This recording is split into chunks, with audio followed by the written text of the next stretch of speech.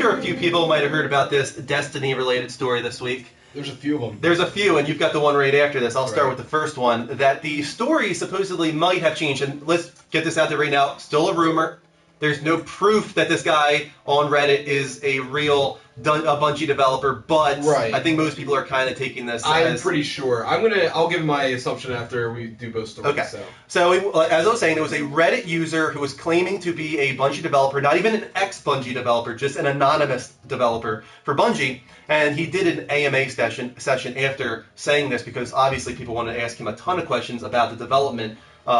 Because the game isn't quite what people were expecting, let's say, especially in the story department, which is where most of his interesting questions were answered. The first one, I have some quotes here. When Joe left, who was the writer, Joe Staten, I think his name was, when Joe left, everything fell apart. By the time we were 6 months out to release, word came down that we were making massive revisions to the story. Entire areas that would have been in the final game were removed, but some of the context wasn't, which explains weird reactions from NPCs and strange, unexplained motivations. Have you seen that? Have you seen things that seem weird? Well, here's the problem, and this is going to tie in. There's a lot of DLC, and this is going to tie into what I'm going to talk about afterwards. So go through yours. Okay. Because, yes, I have. You'll wait until after I'm done. Okay. Another quote here, guys.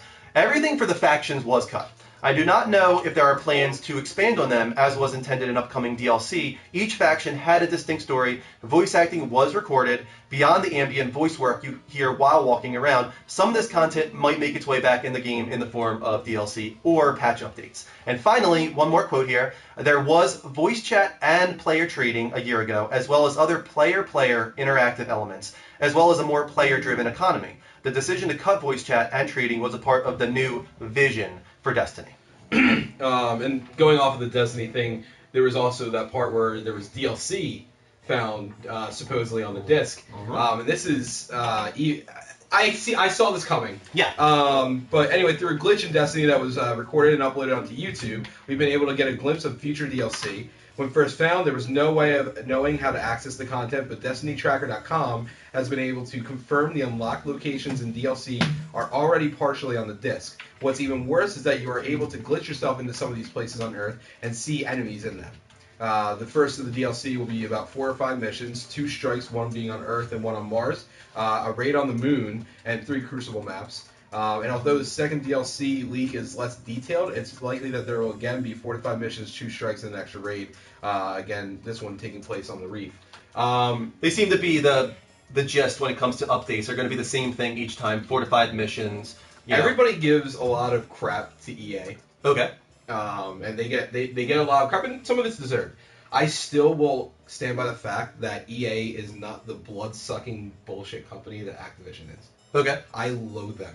It's funny that you say that, because obviously Activision had a hand in this. They're the publisher, but during the Reddit chat, I didn't include it here, someone asked him, I thought Bungie left Microsoft because they wanted to have, freedom. Why did they go straight to Activision that is now forcing them to do all these things? And the guy's like, sorry guys, you might want to blame Activision for all this, but Bungie had a lot to do with it as well. I'm not saying it's 100% them, but they do have a big hand. They've done it for a lot of things. Yeah. But I feel like this goes in the idea of a lot of the story background that they were supposed to do. And as far as you were saying, voice acting and everything like that doesn't make sense.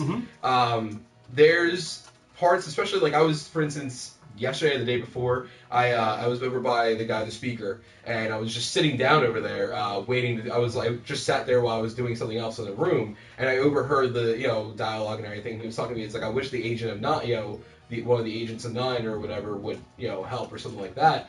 And then it got me thinking, the guy Zur that you can do trading with on the weekend, he is one of the agents of 9. Okay. And I'm thinking, what does this have to do with everything? And there's a lot that's not told. It's missing. Something's missing there. There's a lot of stuff missing that there is easily a good amount of DLC that could have been made and they could have capitalized upon. And still can be made. That still can be made, but they didn't have to cut so much. I feel like this is a quarter of the game that we should have gotten. Now, the speaker, is that the one that's voiced by Bill Nye?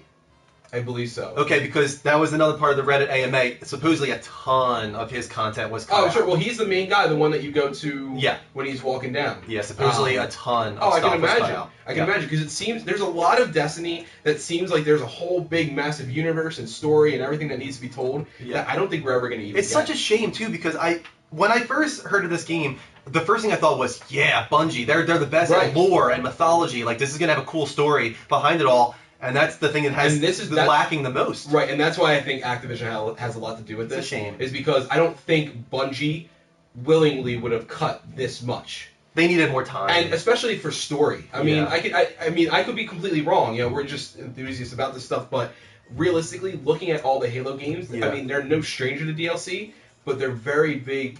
There's never been DLC that really included game content. It was always. And like they tell a pretty cool story typically. Right. They typically do. They never leave anything out, and this just left everybody wanting. I have to imagine. I really do believe that Destiny 2 is going to be leaps and bounds better than the first one when it comes to story, because the departure of Joe, the main writer on the game, I think that really did hurt them badly. And I think if they can just get somebody in there to really establish this lore and mythology for the third one, it'll be a lot better in that regard, at least. Which seems to be the biggest complaint on the game right now that I've seen. The other one being the pacing and the ratio and percentages when it comes to certain loots and stuff like that, engrams, I think they're called. And right, stuff and like they said about the factions, there's a lot about like why do I give a shit about Dead Orbit or Future War Clan? Like, who are these people? I don't know anything about them. Again, they could be expanded upon, but there's way too that we could go on for hours about.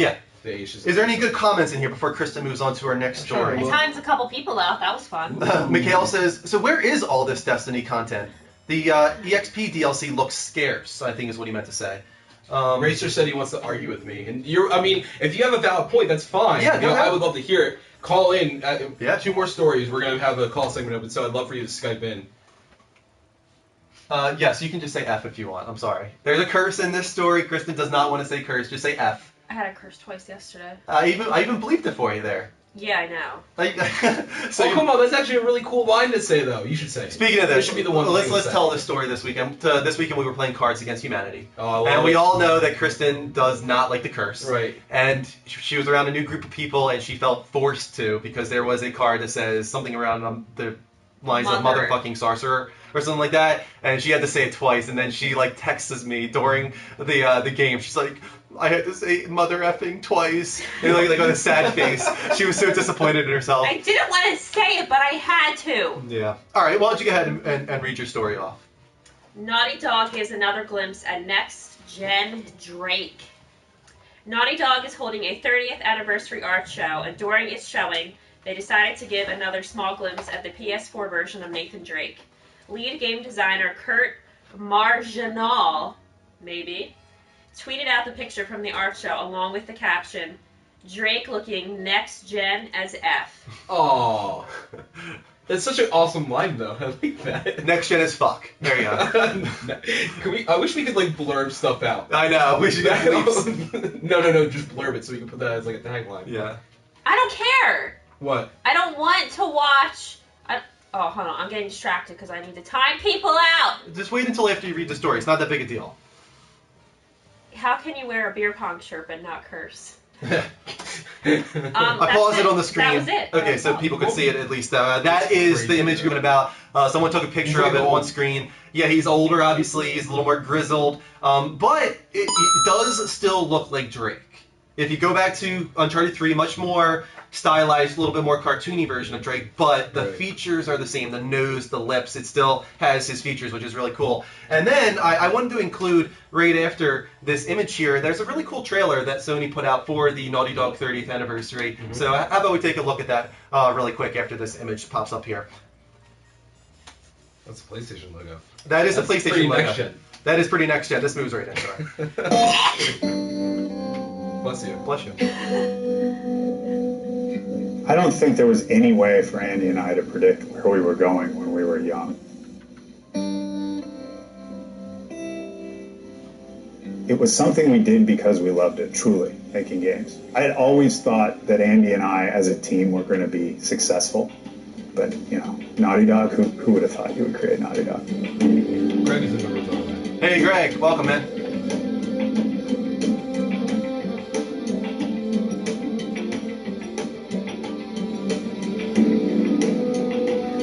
It wasn't like, let's found a video game studio. We're 15. Beats mowing lawns. His father said, that's the dumbest thing you're ever going to do. I mean, you were on computers. What were you doing? We thought Crash would do pretty well. We Smart didn't Cerny right there. being the #1 brand for PlayStation. The original guys we on Crash still weren't quite Bandicoot. sure what he had. We were just blown away. We were like, how are they doing that? It just kept on selling.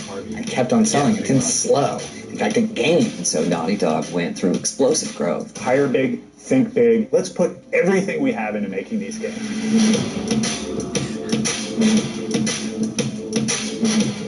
We wanted to stop building levels and build worlds. We are making the games that we want to play. It takes a lot of sweat, sometimes tears. What was hard about making Uncharted? Like everything. The Last of Us was the hardest game that I've ever made. The team that we built was a Crash team. And then suddenly you have to design this grounded team. The Last of Us was even harder because it got even more grounded. And our eyes were too big for ourselves. We didn't really know what we were doing as far as the tech. I had somebody come into my office quitting like every single week. We were losing more people than we were hiring. And there was a sense that Naughty Dog was a sinking ship.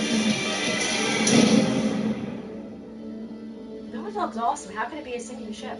I think I'll talk about it in a Naughty moment here. Dog's secret has always been to hire the best people possible. And now people do say, that's a Naughty Dog game. I know it's going to be quality because I know that team.